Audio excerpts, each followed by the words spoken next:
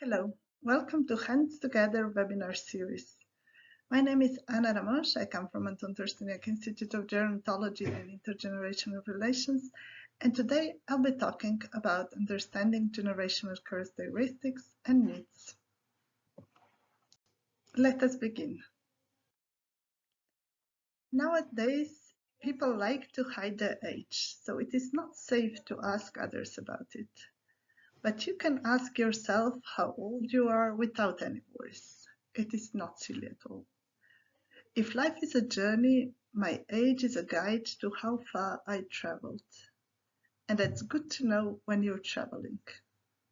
It's what Jože Ramos said in his book Súžite v družine. And let's embark on this journey together.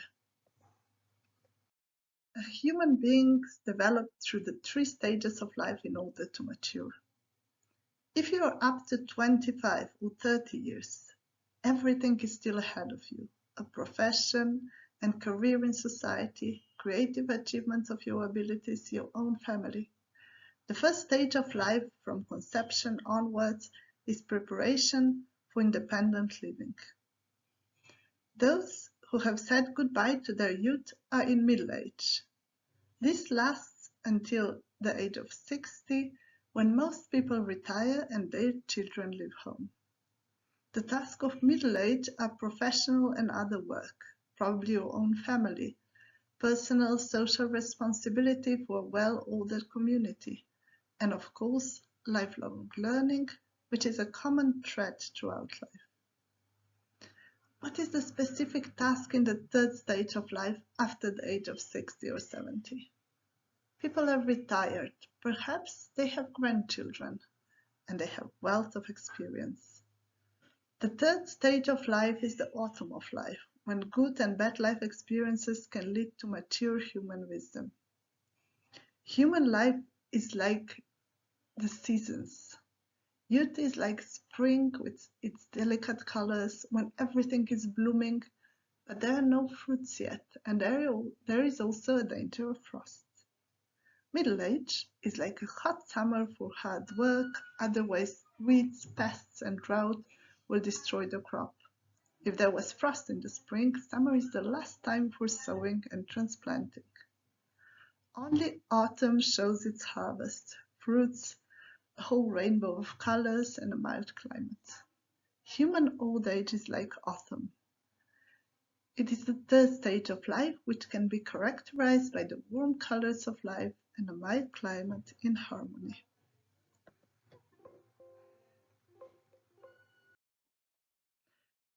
Each stage of life has its own tasks and dangers, its own beauty and its own difficulties. Old age is very different from youth, but it is no less meaningful a part of life, just as autumn is no less valuable than spring. Harmony in the family depends most on the parents in middle age, who take care of the new generation of descendants, provide material security and a place in society, and they also care for the older generation when they become frail or ill. In middle age, a healthy person can do and achieve more than in youth and in old age, but this period of life is neither more nor less meaningful than the other two. Traditional family life consists mainly of 3 generations. Most of the time there were children, and in addition to the parents, there could be a few uncles, aunts, and other people in the middle generation. Because women gave birth at a very young age, many grandparents live to see their grandchildren and sometimes even their great-grandchildren. Today, we live on average a third longer, so it can happen that a child has a great-grandmother or even a great-great-grandmother, in addition to grandmother. This means that 4 generations can live at the same time. When we compare their relationships with the traditional one, they rarely live in the same household, and the population pyramid can be inverted when one child from the 1st generation and 2 parents from the middle generation are joined by 4 living grandparents from the 3rd generation. This has its advantages and difficulties in shaping intergenerational relations. In order to shape good relations between generations, it is important to realize that each generation is different from the previous one and that each brings its own new achievements to the treasure trove of human culture. All three stages of life are part of one person's life. Children dream of what they will be when they grow up, and their dreams about the future, careers, families fuel the realization of the meaning of youth. To grow into a mature and independent person who will be able to carry on with life in the family, work, and society. And to do so in a way that makes them and those around them satisfied and happy. Then comes the middle years of professional work and creativity for the survival of oneself and one's loved ones, and for the orderly development of society, the burden of bringing of children, close relations with loved ones and the family at work and in personal society, as well as with countless other people as the whole world is increasingly becoming one big village. These life tasks are the main meaning of the second stage of life. Aging proceeds from conception to date at the same rate of 16 minutes per hour. But after meeting Abraham, and especially, as we say in Slovenia, and especially after retirement and possible illness or disappointment, a person feels how they are actually aging. The awareness that I'm in the last third of my life is a call from nature to begin to fulfill the special tasks and meaning of the last period of life, maturing into a wise, pleasant, old man or woman whom children love so much. Of course, while still working and enjoying all the possibilities and things I'm capable of. The crowning glory after a busy and hot day is the grateful awareness of a job well done. Throwing away the rubbish and manure on the compost heap, a deeper experience of the colorful evening glow and the refreshing breeze before a peaceful night. Youth, middle age, and old age are three main periods of life. Each is different and has its own specific tasks, but all are equally meaningful in the whole of life. Only youth, middle age, and old age together form the whole of a person's life. In each period of life, specific tasks must be discovered and fulfilled. In old age, no less than in youth. To give you an example, the third age is decisive for the younger two, especially in that they see it in the whole of life.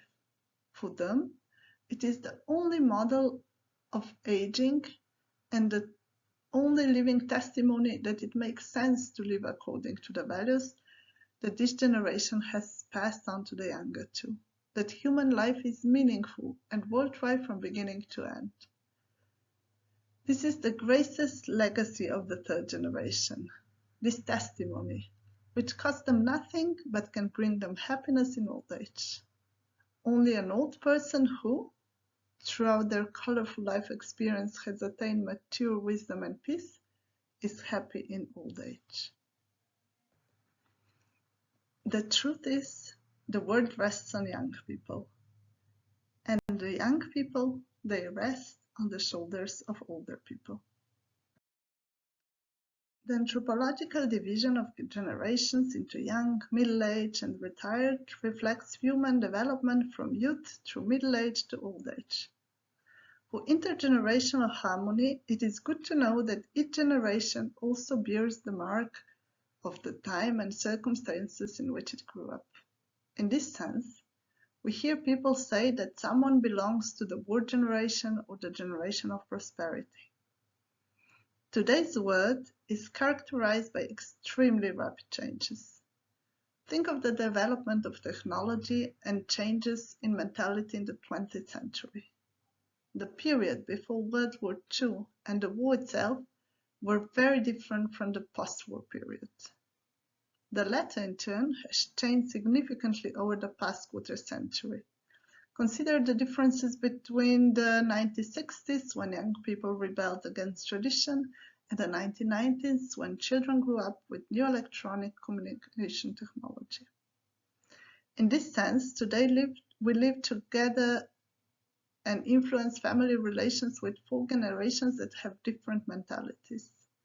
Each of them brings different values, beliefs, and experiences, including expectations to good intergenerational relations. Each has a different type of communication, of cooperation. So good cooperation does not come about spontaneously between them, but rather we often face misunderstandings, tension, and alienation. It is good to know and take into account the differences, strengths, and weaknesses of each of those generations. Let us look how each generation is marked by the time in which it grows up. The oldest generations are called the silent generation or traditionalists. They were born between 1946 and grew up before the war, during it and after it, in difficult and modest circumstances. Their parents experienced the economic crisis and the horrors of the 2 wars. They are accustomed to hierarchical relationships, authority and discipline, in other words, to instructions and supervision. They are not very proficient in communicating with modern technology. They are proud of their knowledge and work achievements in life. This is a retired generation of grandparents. Today's system of business, economics, politics, education, and other systems operate largely according to models introduced by them. Those born between approximately 1946 and 1964 are called the baby boom generation. As their name suggests, they are the most numerous generation. Because of them, the 20th century was called the century of the child, while the current century has been called the century of the elderly since its beginning. This generation lived in economic abundance, with parents providing them with everything they could in the hope that they would have a better life than they did. They are characterized by egocentricity and industriousness. They like to compete and strive for constant change, and climbing the social ladder is very important to them. They strive to ensure that their verbal and behavioral communications are consistent. They're better than previous generations at expressing their feelings and desires. They dislike strict rules. In their youth, this generation, they valued the views of their parent generation with changes in their values and behavior. They spend their middle years in a time of comfort and security, but in their old age, today's crises are destroying the material, social, and personal pillars on which they build their lives. Personality-wise, they are not prepared for old age, decline, and loss of strength. They are leaving their children and grandchildren a society in which it is difficult to achieve the 3 basic building blocks of life: a job, a home of their own, and a stable family of their own. They are loyal and dedicated to their work organization and work achievements, and then they are comfortable in finding their place in life. Those born between 1965 and 1918 have been given the nickname Generation X. As children, they returned to empty homes because their parents were still at work. They have grown into independent, educated individuals. Personal development, independence, and creativity are important to them. They value freedom at work, are distrustful of institutions, and superiors are critical when working with them, and like to work hard so that they have enough free time for themselves. Intellectual stimulation is very important to them at work, and they are motivated by challenging tasks. They expect immediate feedback on their results and constant feedback about themselves from their environment. They like to communicate by electronic means and short informal conversations. Until 2008 crisis, they successfully accumulated wealth, but during the crisis, realization and research shows that this generation had lost almost half of its wealth globally. Those born after 1980 are called Generation Y. They grew up with modern information and communication technology, and its use is self-evident to them. They're positive, autonomous, enjoy learning, and act independently. There is great diversity among them. They like to learn and earn and spend money. This generation is very disconnected from reality, so it needs a lot of encouragement to function on a daily basis. The economic crisis has created poor conditions for employment and independent housekeeping, while the mentality in society is not conducive to framing stable families. Thus, all three main pillars of personal and social development are at risk. They are selective when it comes to work. They will not take a job just for the sake of having a job. They change jobs easily. They want mentoring when starting a new job, and communication between them and older people does not flow spontaneously. And their capital is creativity, which is also necessary for further development in the changed circumstances. This generation is the hope for new development, the rise of our culture. This will only go in hand with a humane solution to the long-term care of the spoiled masses of the post-war baby boom generation. Some also talk about a special millennial generation or Generation Z, born after 2000, and now even about Generation Alpha, born after 2010. Those generations are marked by digital technology. They are digital natives. They witnessed economic instability, and they are very aware of social and environmental issues. Generation Alpha was marked by COVID-19 pandemics in their childhood. Whether they have any significant different characteristics in long term, and if so, what these are, will only become apparent when they grow up and start their independent working, family and domestic lives. But for good relations between generations, it is perhaps most important to recognize that the two older generations still had hierarchical organization in the workplace, society and family in their blood, while Generation X, Y, Z and Alpha find themselves only in a flattened organization, teamwork and consensual relations, otherwise they are not effective. Digital technology also brings one of the greatest innovations in human history to relations, namely the importance of broadened connections.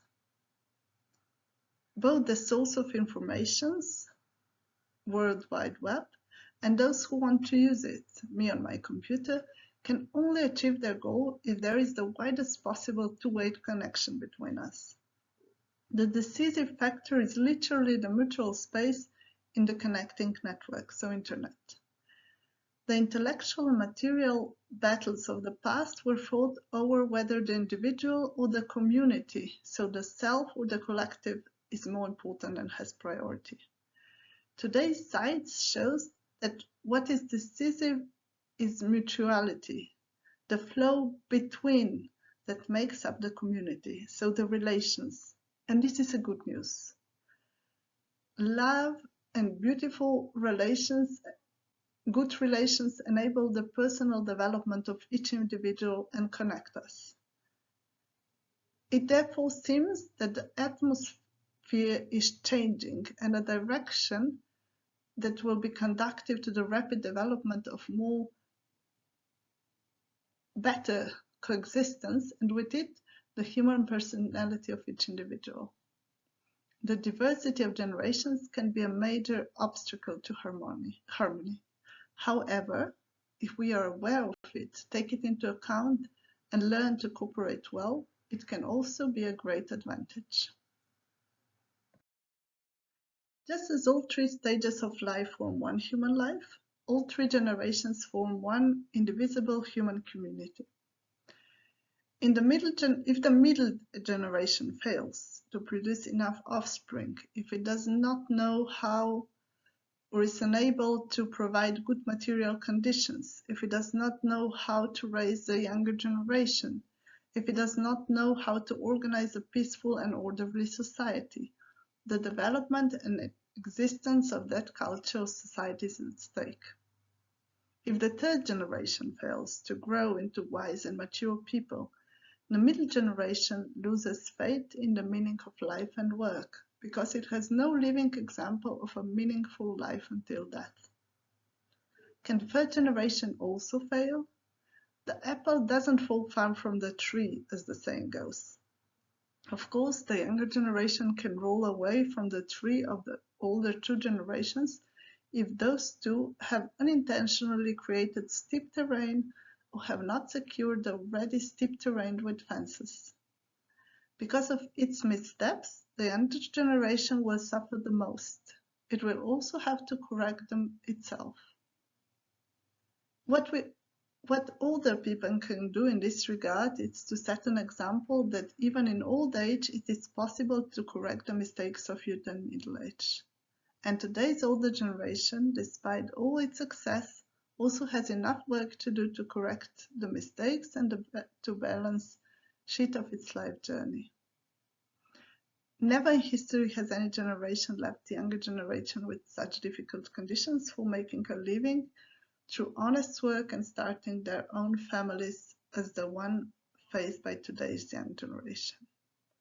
No one, despite that task that each generation has, no one is more worthy than others, and no generation is superior. None is the first or the last, but each is indispensable in passing on life and values from generation to generation, as so vividly expressed in the poem one of Slovenian poets, Otan Župančič. He wrote, "From age to age, from generation to generation, blood flows and the spirit seeks its path." Let us talk about one more thing, interdependence between generations. All people are dependent on each other. Children on their parents, grandparents, and other adults. Older people on the younger generation, especially when they are unable to do things for themselves. The question is whether we experience dependence on others with resistance as an obstacle to our independence, or with joy as a driving force for better coexistence with others. Let's look at the face of interdependence. I could say, thanks God I'm dependent on my family and other people. When I say that in a lecture, that I'm dependent on my family, the audience becomes somewhat uncomfortable. They obviously don't dare to show that I have said something inappropriate, but they also cannot accept my statements. But it is absolutely true that I'm very dependent on my family. I provocatively support my statement with the latter. If, during this lecture, I receive a message on my mobile phone that one of them had died in an accident, our interdependence would cease and I would lose a very valuable amount with a very valuable thing with this independence. Then in conversation we slowly realize what a blessing mutual dependence is in human life. It is a force that connects us. If we understand and appreciate healthy dependence, we will be able to comprehend unhealthy dependence on people and things, which often manifests itself in the form of addictive disorders, be it eating disorders, working disorders, relationship, alcohol addiction, etc. Every organ and every characteristic of human being can become diseased. The lungs can be sick, and also relationships can be sick. In this case, both need treatment. And treating sick relationships is no easier than treating asthma. However, the fact that some people have sick interpersonal relations does not mean that mutual dependence between people is something dangerous or bad. On the contrary, mutual dependence is one of the greatest sources of human development and good relations. The same goes for the dependence between generations. And let us finish with a short exercise.